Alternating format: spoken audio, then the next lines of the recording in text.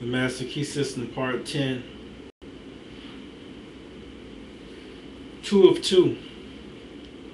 Again, 14. In taking advantage of the wonderful possibilities opened up to us through the operation of this law, we must remember that we ourselves contribute nothing to its efficacy. As the great teacher said, it is not I that doeth the works, but the Father that dwelleth in me.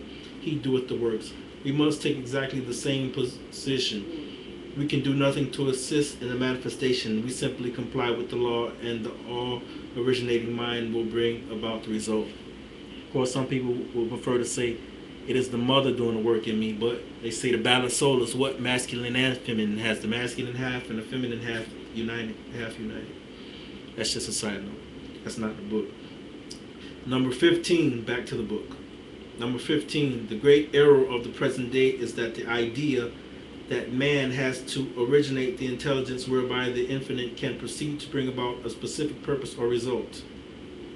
Nothing of this kind is necessary, and the universal mind can be depended upon to find the ways and means for bringing about any necessary manifestation.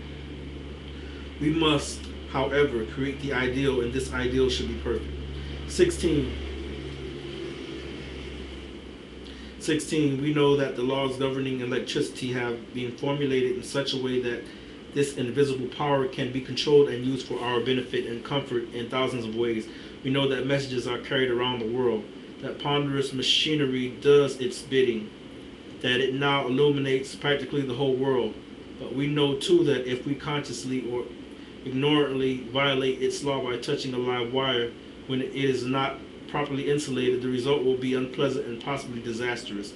A lack of understanding of the laws governing the invisible world has the same result, and many are suffering the consequences all the time. 17. It has been explained that the law of causation depends upon polarity. A circuit must be formed. This circuit cannot be formed unless we operate in harmony with the law. How shall we operate in harmony with the law unless we know what the law is? How shall we know what the law is? By study, by observation. 18. We see the law in operation everywhere, and all nature testifies to the operation of the law by silently, constantly expressing itself in the law of growth. Where there is growth, there must be life, and where there is life, there must be harmony, so that everything that has life is constantly attracting to itself the conditions and the supply which is necessary for its most complete expression. 19. If your thought is in harmony with the creative principle of nature, it is in tune with the infinite mind, and it will form the circuit. It will not return to you void, but it is possible for you to think thoughts that are not in tune with the infinite. And when there is no polarity,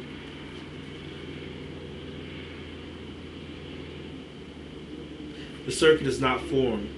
What then is the result?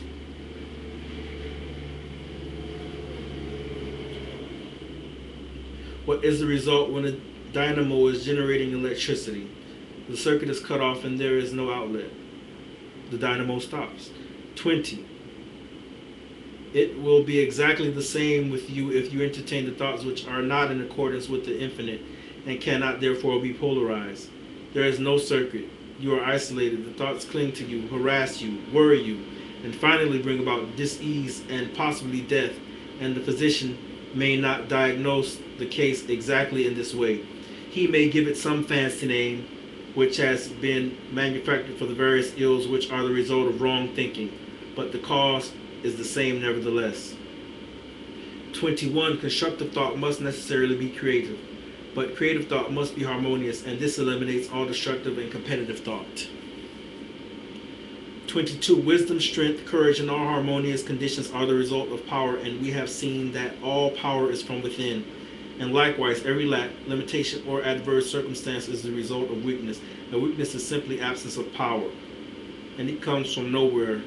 It is nothing. The remedy then is simply to develop power, and this is accomplished in exactly the same manner that all power is developed, by exercise. 23. The exercise consists in making an application of your knowledge. Knowledge will not apply itself. You must make the application. Abundance will not come to you out of the sky, neither will it drop into your lap, but a conscious realization of the law of attraction, and the intention to bring it into operation for a certain definite and specific purpose, and the will to carry out this purpose will bring about the materialization of your desire by a natural law of transference. If you are in business, it will increase and develop along regular channels. Possibly new or unusual channels of distribution will be open, and when the law becomes fully operative, you'll find that the things you seek are seeking you. 24. This week, select a blank space on the wall or any other convenient spot from where you usually sit. Mentally draw a black horizontal line about 6 inches long. Try to see the line as plainly as though it were painted on the wall. And now mentally draw 2 vertical lines connecting this horizontal line at either end. Now draw another horizontal line connecting with the 2 vertical lines. Now you have a square. Try to see the square perfectly. And when you can do so, draw a circle within the square. Now place a point in the center of the circle. Now draw the point toward you about 10 inches. Now you have a cone on a square base. And you will remember that your work was all in black. Change it to white, to red, to yellow. 25. If you can do this, you are making excellent progress and will soon be enabled to concentrate on any challenge you may have in mind. Paraphrased, if they said another word we don't like to use. Here's a quote by Lillian Whitting. When an object or purpose is clearly held in thought, its precipitation in tangible and visible form is merely a question of time. The vision always precedes and itself determines the realization. Quote by Lillian Whitting. Okay, plane go by. Part 10, study questions and answers. Number 91, what is wealth? Wealth is the offspring of power. 92, of what value are possessions? Possessions are of value only as they confer power. 93, of what value is the knowledge of cause and effect? It enables men to plan courageously and execute fearlessly. 94, how does life originate in the inorganic world? Only by the introduction of some living form. There is no other way. 95, what is the connecting link between the finite and the infinite? Thought is the connecting link. 96, why is that so? Because the universal can manifest itself only through the individual. 97, upon what does causation depend? Upon polarity. A circuit must be formed, and the universal is the positive side of the battery of life. The individual is the negative, and thought forms the circuit. 98, why do many fail to secure harmonious conditions? They do not understand the law, and there is no polarity, and they have not formed the circuit. 99, what is the remedy? A conscious recognition of the law of attraction with the intention of bringing it into existence for a definite purpose. 100, what will be the result? Thought will correlate with its object and bring it into manifestation, because thought is a product of the spiritual man, and spirit is the creative principle of the universe. Okay, here's another quote. A vivid thought brings the power to paint it, and in proportion to the depth of its source is the force of its projection. Emerson. Okay, that was the Master Key System, Part 10, 2 of 2.